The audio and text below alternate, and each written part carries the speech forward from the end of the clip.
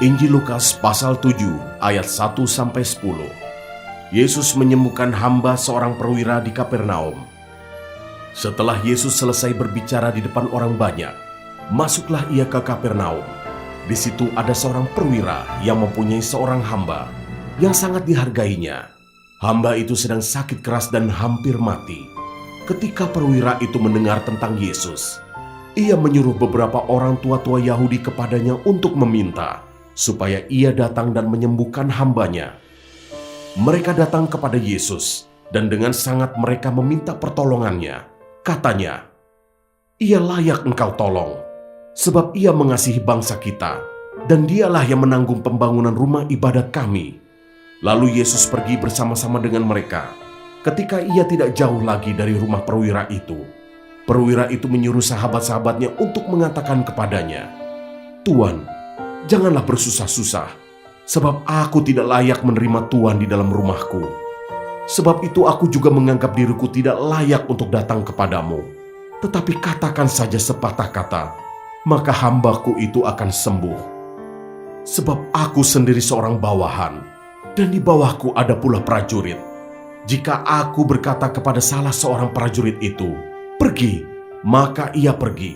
Dan kepada seorang lagi, 'Datang,' maka ia datang. Ataupun kepada hambaku, 'Kerjakanlah ini,' maka ia mengerjakannya." Setelah Yesus mendengar perkataan itu, ia heran akan dia, dan sambil berpaling kepada orang banyak yang mengikuti dia, ia berkata, "Aku berkata kepadamu, iman sebesar ini tidak pernah aku jumpai, sekalipun di antara orang Israel." Dan setelah orang-orang yang disuruh itu kembali ke rumah, didapatinya lah hamba itu telah sehat kembali. Ayat 11-17, Yesus membangkitkan anak muda di Nain. Kemudian Yesus pergi ke suatu kota yang bernama Nain. Murid-muridnya pergi bersama-sama dengan dia, dan juga orang banyak menyertainya berbondong-bondong. Setelah ia dekat pintu gerbang kota, ada orang mati diusung keluar. Anak laki-laki, anak tunggal ibunya yang sudah janda, dan banyak orang dari kota itu menyertai janda itu. Dan ketika Tuhan melihat janda itu, tergeraklah hatinya oleh belas kasihan. Lalu ia berkata kepadanya, "Jangan menangis." Sambil menghampiri usungan itu, ia menyentuhnya. Dan sedang para pengusung berhenti, ia berkata, "Hai anak muda, aku berkata kepadamu, bangkitlah." Maka bangunlah orang itu dan duduk dan mulai berkata-kata. Dan Yesus menyerahkannya kepada ibunya. Semua orang itu ketakutan dan mereka memuliakan Allah sambil berkata, "Seorang nabi besar telah muncul di tengah-tengah kita, dan Allah telah melawat umat-Nya."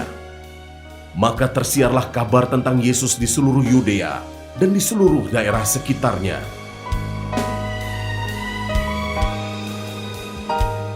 Ayat 18-35, Yesus dan Yohanes Pembaptis. Ketika Yohanes mendapat kabar tentang segala peristiwa itu dari murid-muridnya, ia memanggil 2 orang dari antaranya dan menyuruh mereka bertanya kepada Tuhan, "Engkaukah yang akan datang itu, atau haruskah kami menantikan seorang lain?" Ketika kedua orang itu sampai kepada Yesus, mereka berkata, "Yohanes Pembaptis menyuruh kami bertanya kepadamu, engkaukah yang akan datang itu, atau haruskah kami menantikan seorang lain?" Pada saat itu Yesus menyembuhkan banyak orang dari segala penyakit dan penderitaan dan dari roh-roh jahat, dan ia mengaruniakan penglihatan kepada banyak orang buta. Dan Yesus menjawab mereka, "Pergilah dan katakanlah kepada Yohanes apa yang kamu lihat dan kamu dengar.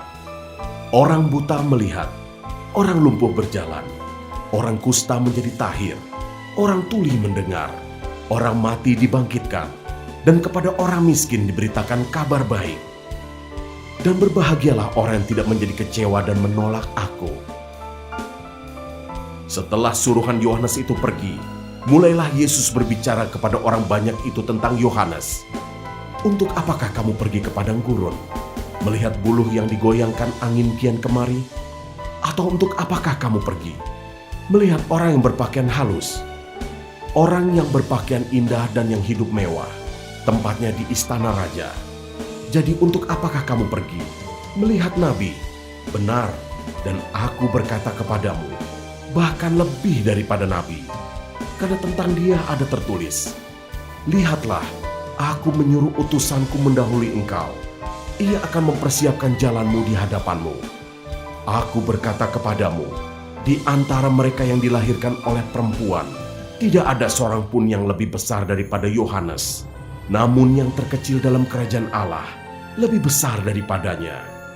Seluruh orang banyak yang mendengar perkataannya, termasuk para pemungut cukai, mengakui kebenaran Allah, karena mereka telah memberi diri dibaptis oleh Yohanes. Tetapi orang-orang Farisi dan ahli-ahli Taurat menolak maksud Allah terhadap diri mereka, karena mereka tidak mau dibaptis oleh Yohanes. Kata Yesus, dengan apakah akan kuumpamakan orang-orang dari angkatan ini, dan dengan apakah mereka itu sama? Mereka itu seumpama anak-anak yang duduk di pasar dan yang saling menyerukan, kami meniup seruling bagimu, tetapi kamu tidak menari. Kami menyanyikan kidung duka, tetapi kamu tidak menangis. Karena Yohanes Pembaptis datang, ia tidak makan roti dan tidak minum anggur, dan kamu berkata, ia kerasukan setan. Kemudian Anak Manusia datang, ia makan dan minum, dan kamu berkata, lihatlah, ia seorang pelahap dan peminum, sahabat pemungut cukai dan orang berdosa. Tetapi hikmat dibenarkan oleh semua orang yang menerimanya.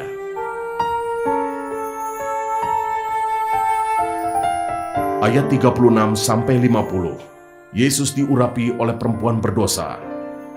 Seorang Farisi mengundang Yesus untuk datang makan di rumahnya. Yesus datang ke rumah orang Farisi itu, lalu duduk makan.